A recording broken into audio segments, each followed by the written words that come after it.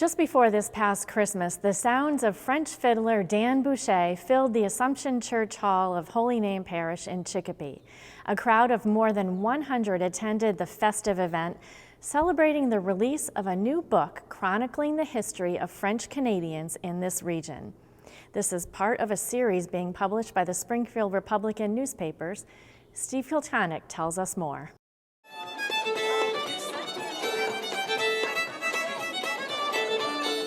On December 13th, the French joie de vivre spirit was on display at the Assumption Church Hall in Chicopee.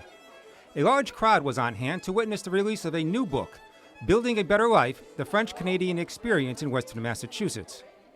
The 160-page publication, which includes 200 photographs, documents the rich history of the French Canadians in the region. It's the latest installment from the Republican newspaper's Heritage series, which has featured other ethnic groups. The book is the first historical account of its kind, and a testament to the accomplishments and contributions of the hard-working French people in and around the Pioneer Valley. Included are select stories from well-known local writers like Jean Douillard, Gary Brown, Francis Gagnon, David Boillard, and Marie Preux-Meter, the director of the French Heritage Center, which hosted the event. Also signing autographs was Wayne Fanoff, one of the book's co-authors and for many years the executive editor of The Republican. The comprehensive book covers a wide range of topics, tracing the early roots of the French Canadians to New France, which was settled at the same time as New England. Fanoff traces his own genealogy to a 12-year-old French boy, Matthias Fanoff, who was captured by the English after a battle. Thousands of French Canadians journeyed to New England during the great waves of migration that took place in the 1870s and early 1900s. Abject poverty in Canada is what brought them here. They went from being near royalty within a few generations to being itinerant farmers who couldn't read or write because the English took over and made them second and third class citizens. So when the mills opened up, the Canadians came down in droves, and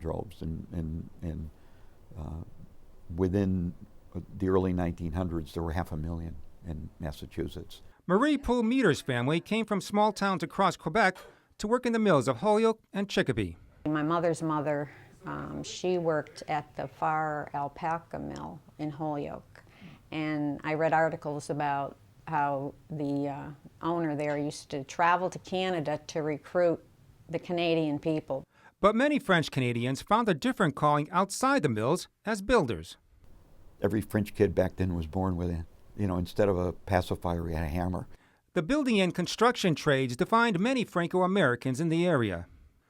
Meter's grandfather was a painter by trade who worked on many big projects in downtown Springfield. In that late 1800s, early 1900s era, the French builders were really responsible for a huge portion of all the homes that were built here. We have companies, that started out building single-family homes that are now building multi-million-dollar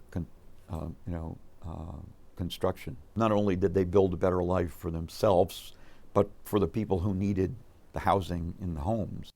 The strong Catholic faith played an important role in the lives of French Canadians as well. The Reverend Louis Gagné became known as the builder of churches.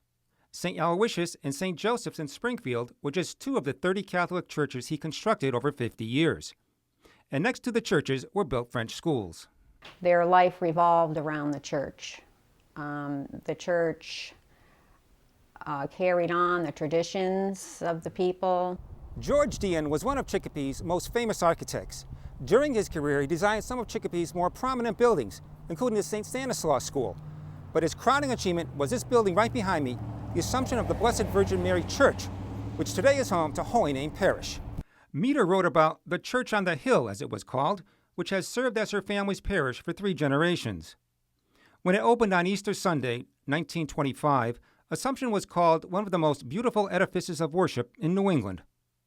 The style of the church is Italian Renaissance. In a portico, St. Joan of Arc guards the 85-foot campanile tower.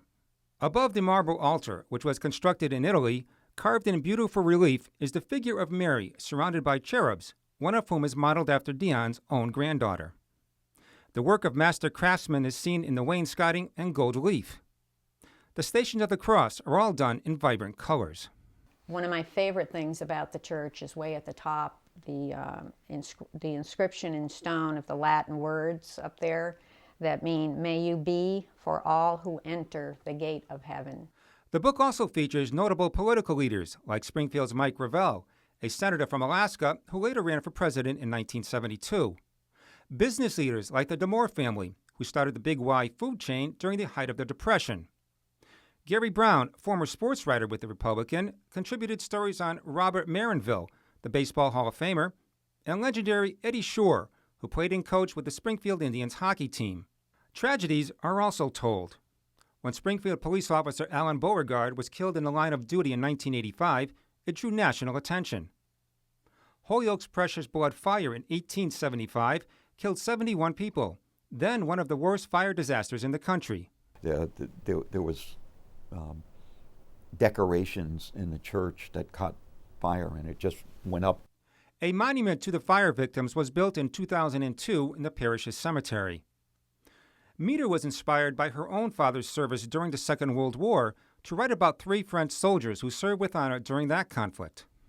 Today, many French organizations have disappeared. The Cercle des Dames is one such women's group. But some French customs die hard. At St. Elizabeth's in Ludlow, volunteers carry on the nearly 40-year tradition of making homemade French-Canadian meat pies. Almost single-handedly, Meter has made it her mission to preserve and promote the legacy of Franco-Americans. In 2009, she established a French Heritage Center after 3 French churches, including Assumption, closed. Meter's dream is to have a place where French history can be permanently displayed. We'd love to have a museum. I have the French costumes, I have French books, I have French records, I have all kinds of things that people have already given me, which I can't take anymore because my attic and cellar are right now full. She said the center welcomes anyone who is interested in keeping the French heritage alive in Western Massachusetts. For Real to Real, I'm Steve Kiltonic. And the books can be purchased at the Republican offices on Main Street in Springfield, at local bookstores like the Odyssey in South Hadley, or online. We have the link on our website at iobserve.org.